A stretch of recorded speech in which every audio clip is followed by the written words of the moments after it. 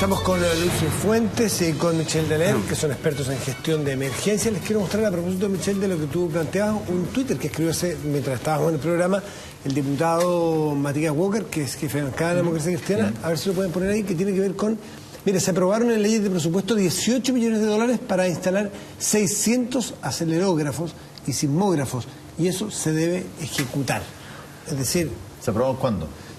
Durante la legislatura. Es una aprobación 2008, 2009, 2010. Son las 3 leyes de presupuesto. ¿Y no se ha ejecutado? Están en presupuesto. A ver, los instrumentos eso es importante porque la plata podría estar y quizá no está en los instrumentos y uno podría decir, bueno, las prioridades son otras, por lo tanto, modifiquemos el presupuesto.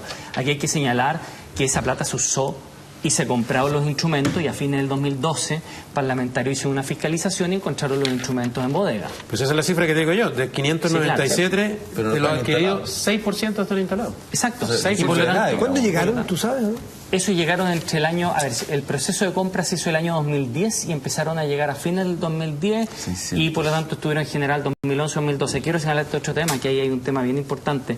Los 297 acelerógrafos, que son muy importantes para la ingeniería y la gestión de emergencia, fueron traspasados al MIMBU y nunca consideraron al Ministerio de Vivienda.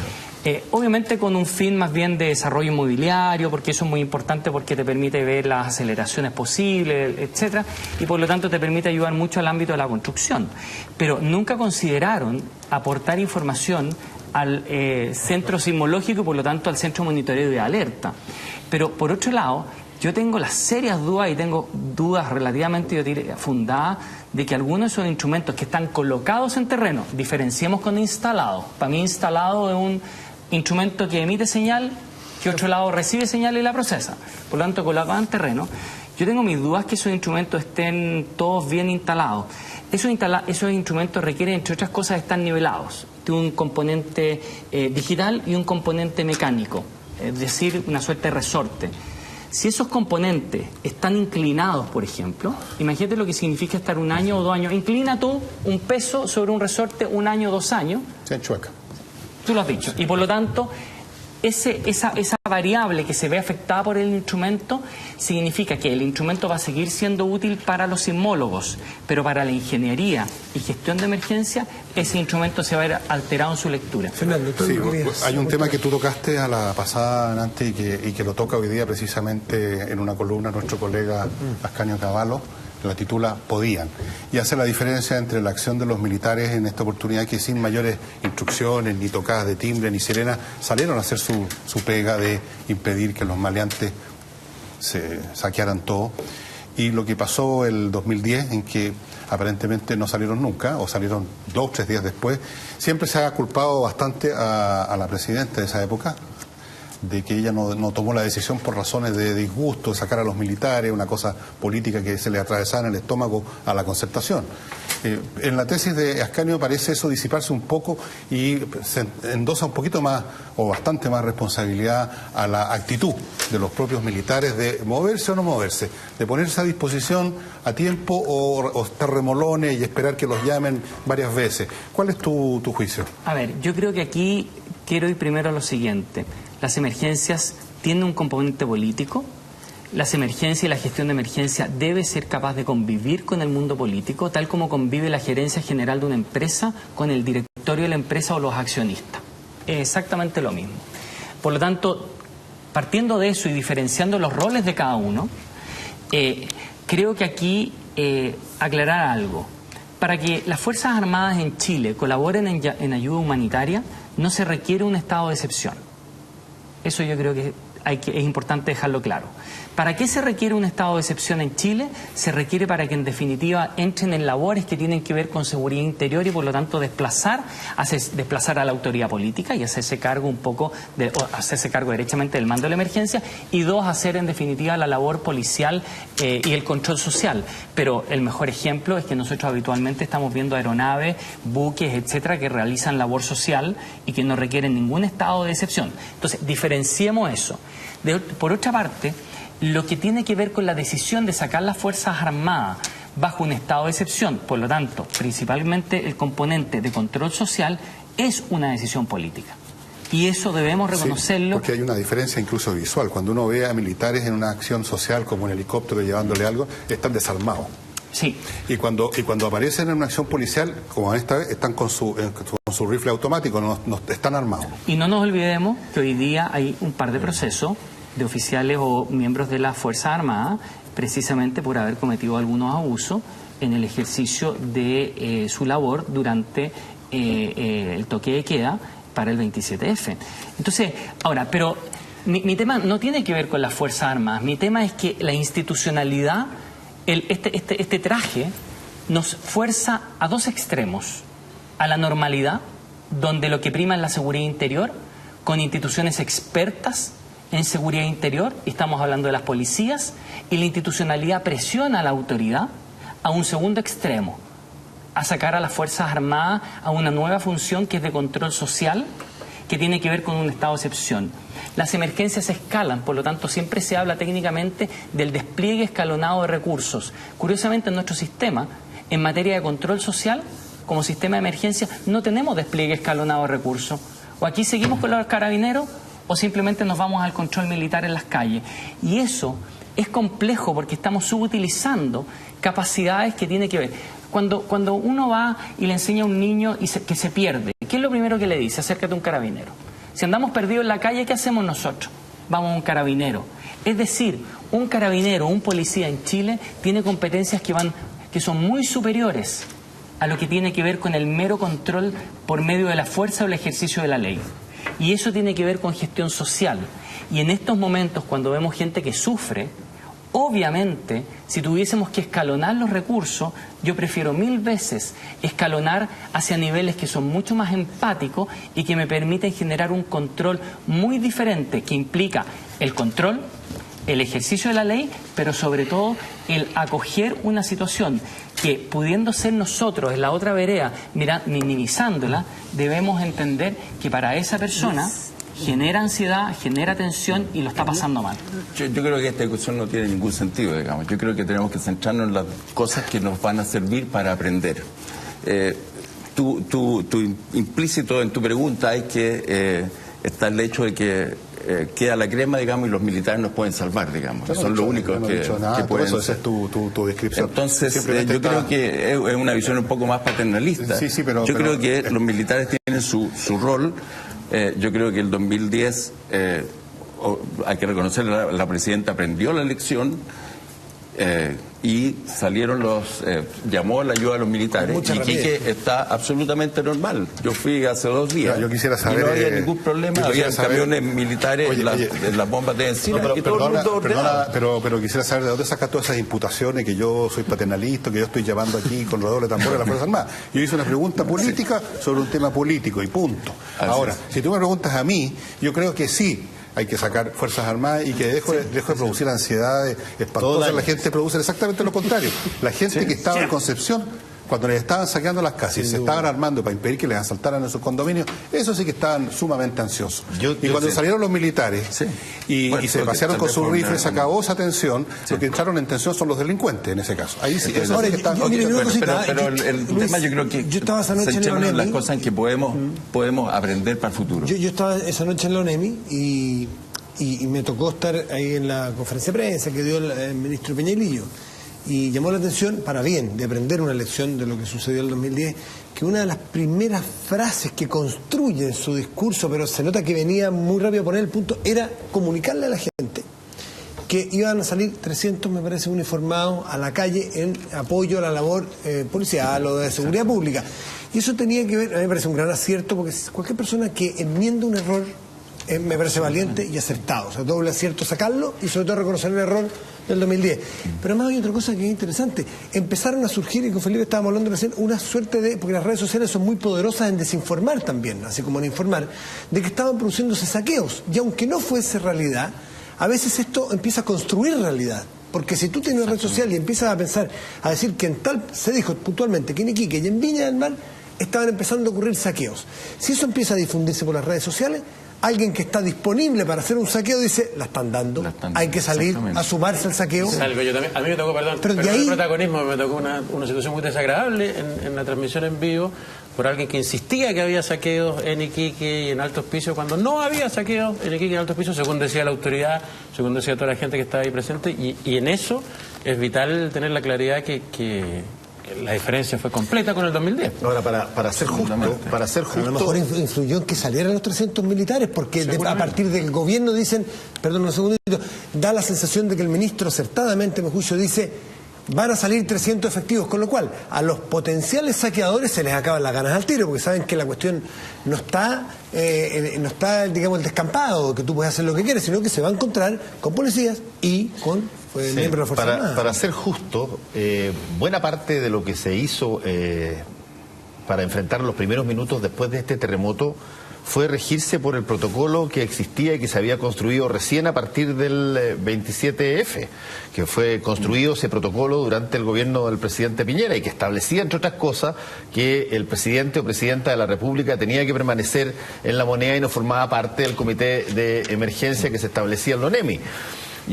Yo supongo que la tentación de todo presidente o todo líder es estar ahí donde está el máximo de información más rápidamente y qué sé yo, y eventualmente puede variar de persona en persona, pero lo que es cierto es que siguiendo ese protocolo se consiguieron 2 o 3 cosas bien interesantes. Una, que hablaran las personas que tenían conocimiento técnico o local sobre el problema, y que la presidenta apareciera hablando cuando tenía información agregada y no cuando quería transformarse en protagonista del asunto. Y eso me pareció un avance. En las circunstancias en que le correspondía, en decretar la zona de catástrofe. ¿Les pareció buen manejo las decisiones? ¿Les pareció buen manejo del instante de la catástrofe o del terremoto, como quieran llamarlo? ¿Les pareció buen manejo? Funcionó, como dice Fernando, el protocolo, tiene que constituirse el COE, en el cual no participa la presidenta, tiene que tomar las decisiones de acuerdo a la información y después pasan a otro nivel superior, digamos, como si en caso de un accidente, el accidente que desgraciadamente ocurrió en el sur, ahora partiera la presidenta, que además es médico, a ver cómo van a tratar a los heridos, digamos, o sea, no tiene ningún sentido. Hay una señal también en hablar desde la moneda y no desde la ONEMI, ¿no?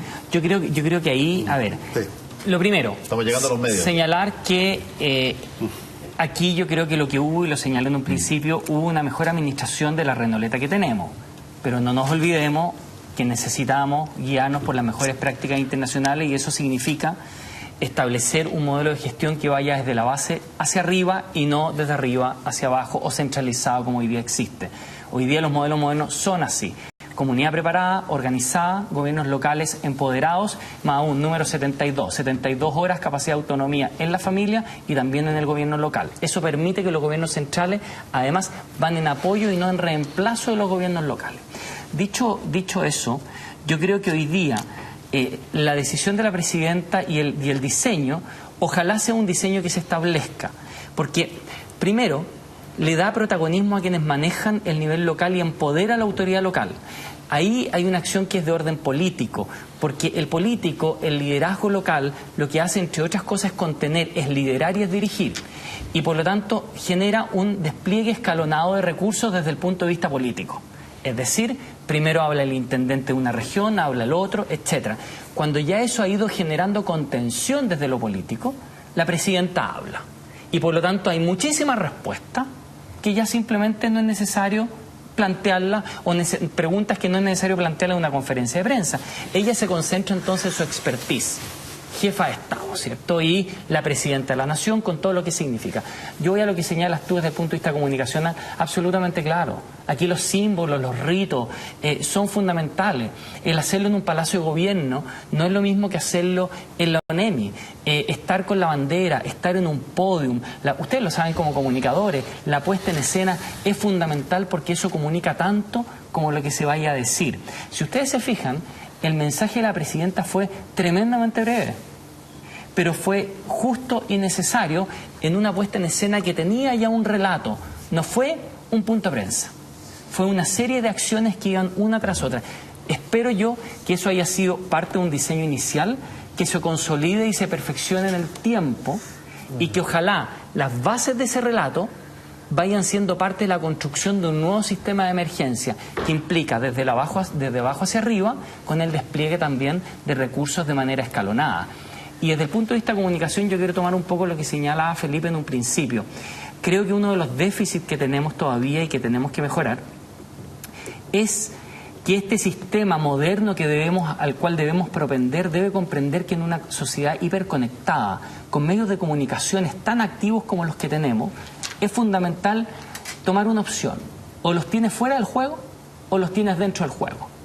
O sea, significa que el sistema de emergencia debe ser capaz de liderar para que en definitiva la información te llegue pronto, tengas una información privilegiada, tengas acceso privilegiado, en definitiva, seas mi aliado estratégico al momento de la emergencia. De lo contrario, déjame plantearte un caso tipo.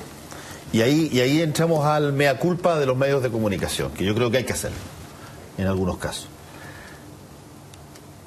Tú despliegas todos tus posibles sensores en la región.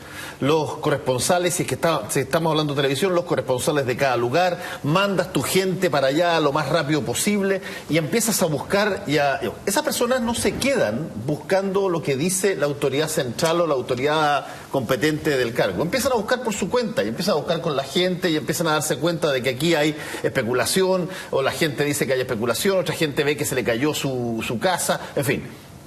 El punto es que en algún momento dado se corre el riesgo, yo creo, de cruzar el umbral de qué tanto los intereses propios de los medios de comunicación por satisfacer el drama, que es lo que les da sintonía, pasan a ser prioritarios por sobre la situación, si tú quieres, la situación, si tú quieres, propiamente tal. Y ahí entiendo el problema que tuvo Felipe con este personaje mítico, en el sentido de que las personas están denunciando saqueos. La tentación para colocar personas están denunciando saqueos es muy alta en los medios de comunicación. Porque ese es un acto que si es que es efectivo, lo puedes alertar. Y si no es efectivo, hay alguien que lo está diciendo y te genera un dramatismo que hay que enfrentar. Y por lo tanto hay mucha gente que se aprovecha de ese tipo de cosas porque saben que la lógica de los medios de comunicación en estados de total conmoción son las de recibir y permearse con todo lo que se recibe y les cuesta mucho filtrar qué es real y qué no es real. Y ese es un problema nuestro, ese es un problema de nuestra competencia y nosotros llevamos al estrellato a personas que en una de esas tienen componentes técnicos bastante mediocres y de pronto pasan a ser gurús de todo. Y son las personas para las cuales les preguntamos no solamente sobre el terremoto, ni sobre si es que va a venir un nuevo terremoto, sino que sobre si va a volver la Virgen María, si es que, no sé, cualquier cosa vale.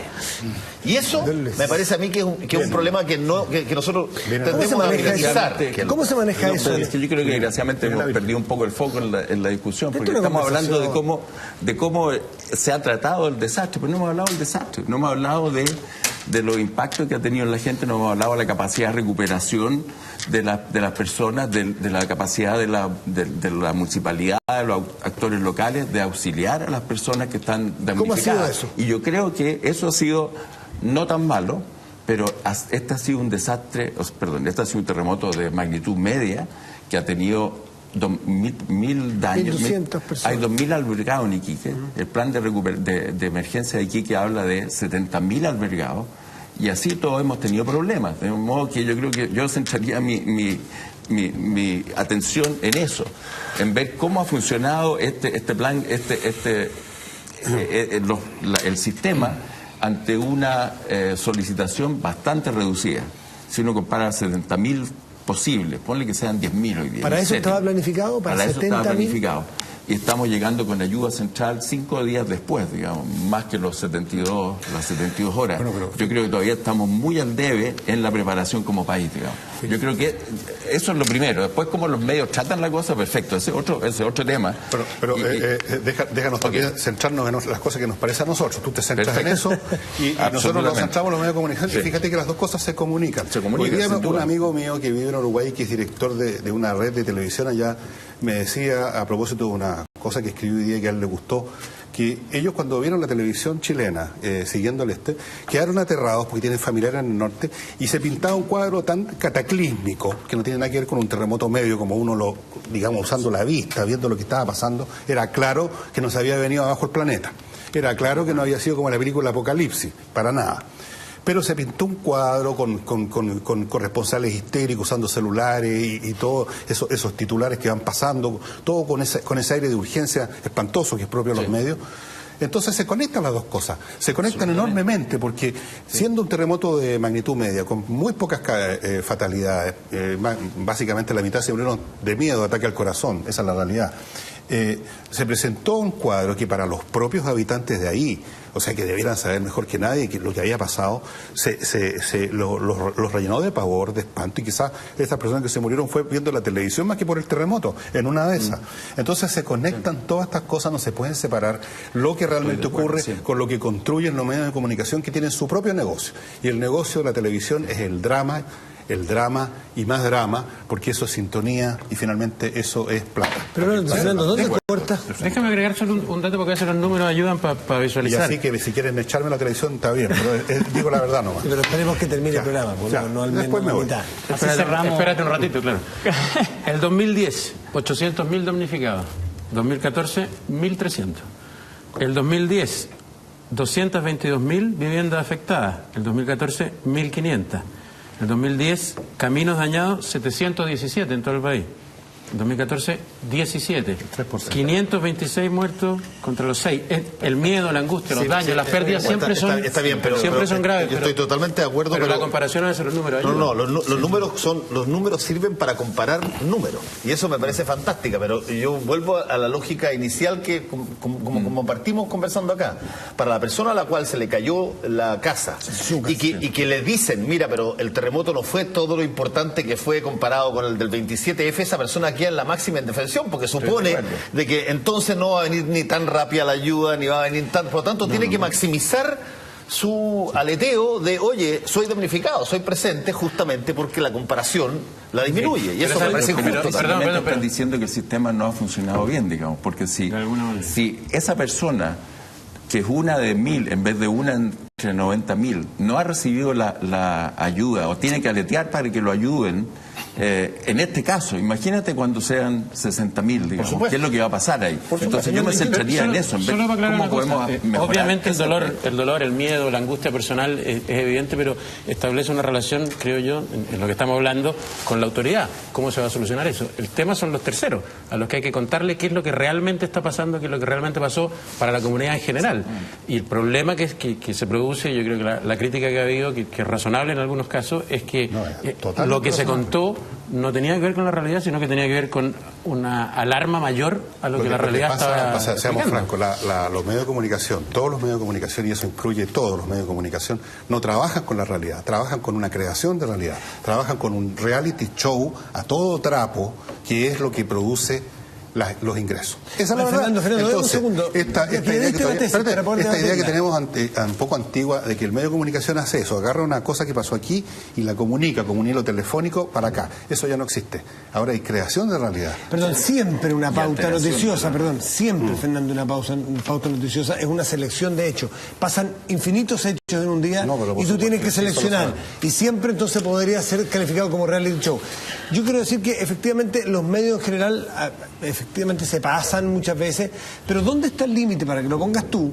¿Dónde está el límite entre entrevistar a una persona que se le cayó la casa es una laraca o efectivamente tú estás mostrando esa realidad? Se puede leer ese mismo hecho de dos maneras.